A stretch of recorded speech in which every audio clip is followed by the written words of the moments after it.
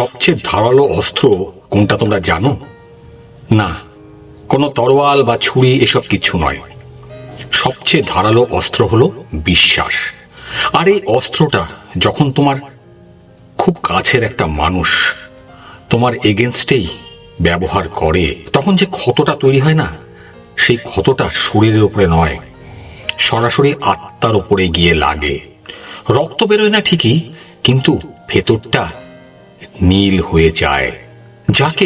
যে মানুষটাকে তুমি সবচেয়ে বেশি ভালোবাসতে, যার কাছে নিজের সব ইনসিকিউরিটিগুলো, সব দুর্বলতাগুলো উজাড় করে বলে দিয়েছিলে, সেই মানুষটা যখন তোমাকে আঘাত দেয়, তখন মনে হয় পায়ের তলার মাটিটা না এক নিমেষে সরে যাচ্ছে, চারদিক অন্ধকার মনে হচ্ছে, দমটা বন্ধ হয়ে আসে না কি? তাই তো মনে হয় চারপাশটা ঝাপসা, কিছু দেখতে পাচ্ছি না। অনেকে এই সময় দিশেহারা হয়ে পড়ে। কেউ সারা রাত বালিশে মুখ গুজে ফুঁপিয়ে কেঁদে চলে, কেউ আবার নিজেকে অন্ধকার ঘরের কোণে একাকী বন্দি করে ফেলে। আবার কেউ বা আয়নার সামনে দাঁড়িয়ে নিজের প্রতিবিম্ব, নিজের ছবি, নিজের ছায়াকে দেখে প্রশ্ন করতে থাকে, আমার কি অপরাধ ছিল? আমি কি এতটাই খারাপ ছিলাম? আমি কি এরকম ভুল করলাম যে আমার এই কাছের মানুষটাকে আমাকে এইভাবে আঘাত দিয়ে চলে যেতে হলো? কিন্তু আজকের এই ভিডিওতে আমি তোমাকে একটা কঠিন সত্য বলতে এসেছি বন্ধুরা। কান্না, দুঃখ এর কোনো সমাধান হয় না। তুমি যত বেশি কাঁদবে, নিজেকে তত বেশি চিপ বা সস্তা করে ফেলবে। কার কাছে? সে মানুষটার কাছে। যে মানুষটা তোমাকে ইগনোর করে বাজে কথা বলে আঘাত দিয়েছিল, যে অলরেডি তোমার সামনে বা তোমার কথা ভাবা ছেড়ে দিয়েছে। আজকের এই ভিডিওতে আমরা এরকম 4টে বিষয় নিয়ে কথা বলবো, যেগুলো ফলো করলে বা যেগুলো ঠিকমতো মেনটেন করতে পারলে তুমি শুধু এই শোক কাটিয়ে উঠবে না, বরং এমন ভাবে ঘুরে দাঁড়াবে যে তোমাকে আঘাত করা মানুষটা নিজের যোগ্যতা বুঝতে বাধ্য হবে। সে বুঝতে বাধ্য হবে আমি কি ভুল করেছি। যদি তুমি আজ মানসিকভাবে মনে প্রাণে ভেঙে পড়ে থাকো, তবে আমি কথা দিচ্ছি এই ভিডিওটা শেষ পর্যন্ত দেখো। কারণ এই ভিডিওটা শুধু একটা মোটিভেশনাল ভিডিও নয়, এই ভিডিওটা তোমাকে ফিরিয়ে দেবে তোমার হারিয়ে যাওয়া সেলফ রেসপেক্টকে, তোমাকে দেবে একটা গাইডলাইন কিভাবে ঘুরে দাঁড়াতে হয়। নমস্কার, আমি Abir Ganguly, motivational speaker and life coach. আমি আমার এই মাইন্ড ম্যাটার বাংলা চ্যানেলটাতে তোমাদের ভালোবাসা নিয়ে কথা বলি সাইকোলজি নিয়ে কথা বলি, কি করে ঘুরে দাঁড়াতে হয় সেসব নিয়ে। যদি আমার কথাগুলো ভালো লাগে, যদি ভিডিওগুলো ভালো লাগে, তাহলে রিকোয়েস্ট করবো আমার এই মাইন্ড ম্যাটার বাংলা চ্যানেলটা সাবস্ক্রাইব করতে, লাইক করতে, অনেক শেয়ার করতে, আর অনেক কমেন্ট করতে, আর শেষ পর্যন্ত দেখতে। কারণ আমি জানি আমরা মানুষ, আমরাই পারি ঘুরে দাঁড়াতে। যে মানুষটা অবজ্ঞা করে, ইগনোর, বাজে কথা বলে আঘাত দিয়ে ছেড়ে চলে গিয়েছিল, সেই মানুষটা যেন ভাবে আমি কত বড় ভুল করেছি।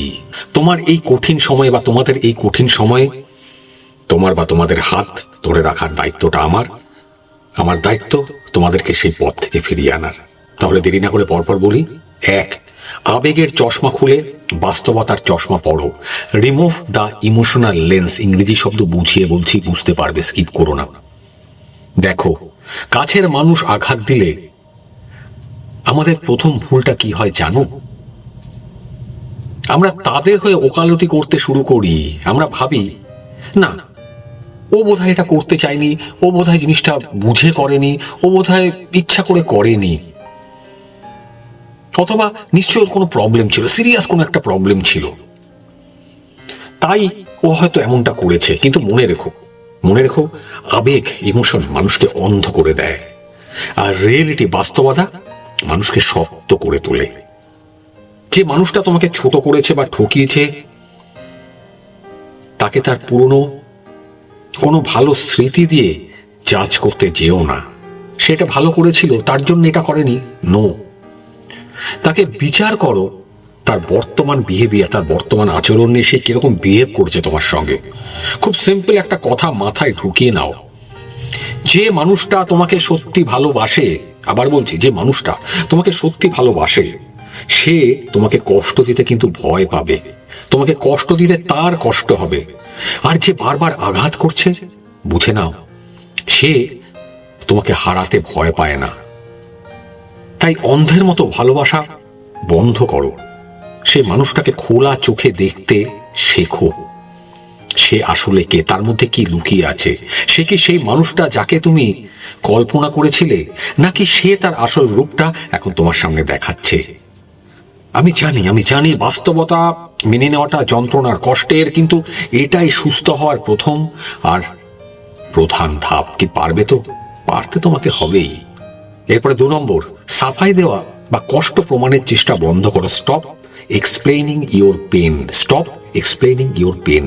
যখন আমরা ভীষণ কষ্ট পাই, তখন আমাদের খুব ইচ্ছা করে যে উল্টো দিকের মানুষটাকে বোঝাতে, যে দেখো তোমার জন্য আমি কত হার্ট হয়েছি, তোমার জন্য আমি কত কষ্ট পেয়েছি, আমার বুকটা ভেঙে যাচ্ছে, দেখো একটা স্ট্যাটাস দিই, স্যাড স্ট্যাটাস দিই, স্যাড সং দিই না, তার সঙ্গে লম্বা লম্বা মেসেজ লিখি, প্যারাগ্রাফ পাঠাই, কান্নাকাটি করি, কত কিছু করি। ভাবি আমাদের চোখে জল দেখে তার হয়তো মায়া হবে, সে হয়তো বুঝবে না আমি ভুল করেছি। প্লিজ, হাত জোর করে বলছি, প্লিজ এই ভুলটা আর করো না। কেন জানো?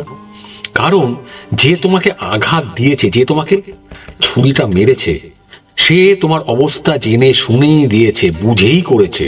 সে কোনো ভুল করেনি, সে চয়েস করেছে, সে ইচ্ছা করেই করেছে তোমাকে কষ্ট দেওয়ার।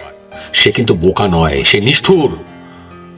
তুমি যত বেশি নিজের কষ্ট প্রমাণ করতে যাবে তার সামনে, সে তত বেশি নিজেকে না আরো পাওয়ারফুল ভাববে আমি ঠিক করেছি, ঠিক দেখ কেমন লাগে। সে ভাববে তোমার মনের রিপোর্ট কন্ট্রোলটা তার হাতে ধরা আছে। তোমার নীরবতাই হোক তোমার একমাত্র উত্তর, নো রেসপন্স। যখন তুমি কোনো কৈফিয়ত দেবে না তাকে, যখন তুমি হঠাৎ করে শান্ত হয়ে যাবে, কোনো ব্যাড স্যাড স্ট্যাটাস, বাজে গান কিছু দেবে না, তখন সেই মানুষটা না অস্থির হতে শুরু করবে। এটা সাইকোলজি, মনোবিজ্ঞান।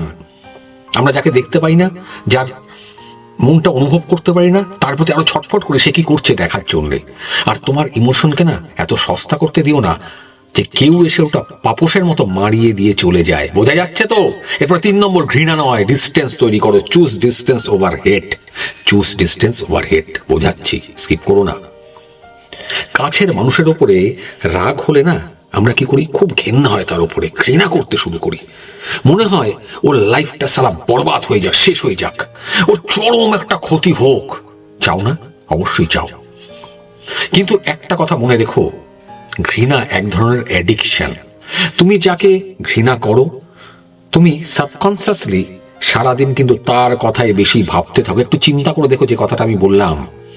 অর্থাৎ সে চলে গিয়েও তোমার মনের ভেতরে দিব্যি ঘর বানিয়ে বসে আছে, তুমি বুঝতেও পারছো না। তোমাকে যেটা করতে হবে সেটা হলো এই ইমোশনাল ডিস্টেন্স। তাকে ঘৃণা করে নিজের রক্ত জ্বালানোর প্রয়োজন নেই, নট রিকোয়ার্ড। জাস্ট তাকে নিজের জীবনের প্রায়োরিটি লিস্ট থেকে না ডিলিট করে দাও, সরিয়ে দাও, মুছে দাও, ছেড়ে দাও, ফেলে দাও। সে তোমার চেনা কেউ হতে পারে, কিন্তু সে তোমার আপন নয়। সে তোমার চেনা কেউ হতে পারে, কিন্তু সে তোমার আপন নয়। কথাটা কানে ঢুকিয়ে নাও। সে মেসেজ করলে এক শব্দে উত্তর দাও, বা প্রয়োজন মনে করলে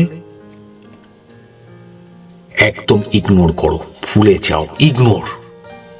তোমার লাইফের অ্যাক্সেস তার কাছ থেকে কেড়ে নাও, সে যেন তোমার লাইফের অ্যাক্সেস না পায়। ঘৃণা, বাজে কথা বলা আমাদের শরীরের এনার্জি নষ্ট করে, আর দূরত্ব, ডিস্টেন্স তোমাকে মানসিক শান্তি দেয়। 4 নম্বর, নিজেকে এতটা দামি তৈরি করো না যেন সে অযোগ্য হয়ে পড়ে। Be unstoppable. নিজেকে থামিও না। সবচেয়ে বড় প্রতিশোধ হলো নিজের উন্নতি করা। এই যে আঘাতটা পেয়েছো না, এটাকে নিজের উন্নতিতে কাজে লাগাও, পজিটিভলি নাও। যখন কেউ তোমাকে ছেড়ে যায় বা ইনসাল্ট করে, সে আসলে মনে মনে ভাবে সে ছাড়া তুমি অচল, তুমি একটা জিরো। তোমাকে প্রমাণ করতে হবে, yes you have to prove yourself, যে তুমি অচল নও, তুমি সচল, তুমি দুর্দান্ত আছো, তোমার মধ্যে জোশ সাংঘাতিক ভাবে আছে। নিজের ক্যারিয়ারের উপরে ফোকাস করো, ঝালিয়ে নাও নিজের স্কিলটাকে, যেটা হারিয়ে ফেলেছিলে তার ভালোবাসায়। নিজের স্বাস্থ্যের খেয়াল রাখো, নিজেকে তৈরি করো, বডি বিল্ড আপ করো। নিজের জীবনকে এমন এক লেভেলে, এমন এক উচ্চতায় নিয়ে যাও যেখান থেকে না ওই মানুষটাকে খুব ছোট্ট দেখায়। তুমি যখন নিজেকে ভালোবাসতে শুরু করবে, খুব কঠিন, তখন জানবে অন্যের দেওয়া আঘাতগুলো, ক্ষতগুলো আর তোমার গায়ে লাগবে না। তোমার জীবনটা, লাইফটা একটা দামি হীরের মতো, ইট ইজ এ ডায়মন্ড। কিছু মানুষ এতে ধুলো দিতে পারে, ঠিক পারে, কিন্তু সেই হীরের জেল্লা, ডায়মন্ডে যে জেল্লা থাকে না, সেটাকে কম করার ক্ষমতা, নিভিয়ে দেওয়ার ক্ষমতা তার মধ্যে নেই, সে কেন কারো মধ্যে নেই। সবশেষে বলি, যদি কথাগুলো ভালো লাগে তাহলে শোনো, জীবন কোনো রূপকথার গল্প বা সিনেমা স্ক্রিপ্ট নয় যে শেষে সবাই ভালো হয়ে যাবে। লাইফটা কিন্তু সিনেমা নয় বন্ধুরা, এত সোজা নয় যে সব ঠিক হয়ে গেল সিনেমার শেষে যেরকম হয়। এটা জীবন, কঠিন। কিছু মানুষ আছে তোমার জীবনে আসবেই তোমাকে ভেঙে চুরমার করার জন্য, এটা লাইফ। কিন্তু তুমি ভাঙবে নাকি নিজেকে নতুন করে গড়বে, সেটা সম্পূর্ণ তোমার সিদ্ধান্ত। Decision is yours. তোমায় ভাবতে হবে আমি কি করব। খুব কাছের মানুষের দেওয়া আঘাতটাকে তোমার রিভার্ট বা পুনর্জন্ম হিসেবে দেখো, পজিটিভ হিসেবে নাও। আজ থেকে এই ভিডিওটা যদি দেখে থাকো শেষ অবধি, এই মুহূর্ত থেকে চোখের জল মুছে নিজের উপরে কাজ করা শুরু করো, নিজেকে ভালোবাসতে শুরু করো। জানবে তুমি পারবে ঘুরে দাঁড়াতে। দেখবে সেই মানুষটা একদিন তোমার পায়ে ধরে ক্ষমা চাইছে। কমেন্টে আমাকে জানাও, তুমি কি কখনো এরকম পরিস্থিতির শিকার হয়েছো বা এখনো হচ্ছ? তোমার লড়াইয়ের গল্প হয়তো আজ অন্য কাউকে, অন্য একটা মানুষকে, অন্য একটা পুরুষকে, অন্য একটা নারীকে, কাউকে তার কাছে বেঁচে থাকার একটা সাহস যোগাবে। যদি ভিডিওটা ভালো লাগে তাহলে অনেক অনেক শেয়ার করো সেই বন্ধুদের সঙ্গে, যে এখন এই একটা কঠিন সময়ের মধ্যে দিয়ে যাচ্ছে। কে জানে আমার এই কথাগুলো হয়তো তোমার আরেকজন কাছের মানুষ যে আঘাতটা পেয়েছে তাকে আবার ফিরিয়ে আনবে তার রাস্তায়। মনে রাখবে তুমি একা নও, তোমার পাশে তুমি নিজে আছো। মনে রাখবে তুমি একা নও, তোমার পাশে কেউ নেই, শুধু তুমি নিজে আছো।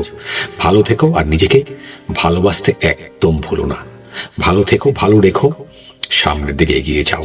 অসংখ্য ধন্যবাদ। যদি ভিডিওটা শেষ অবধি দেখে থাকো, ভালো লাগলে মাইন্ড ম্যাটার বাংলা চ্যানেলটা সাবস্ক্রাইব করতে ভুলো না, লাইক করতে, অনেক অনেক কমেন্ট করতে আর শেয়ার করতে আর একটু হাইপ করতে। অসংখ্য ধন্যবাদ। দেখা হচ্ছে পরের একটা দুর্দান্ত ভিডিওতে।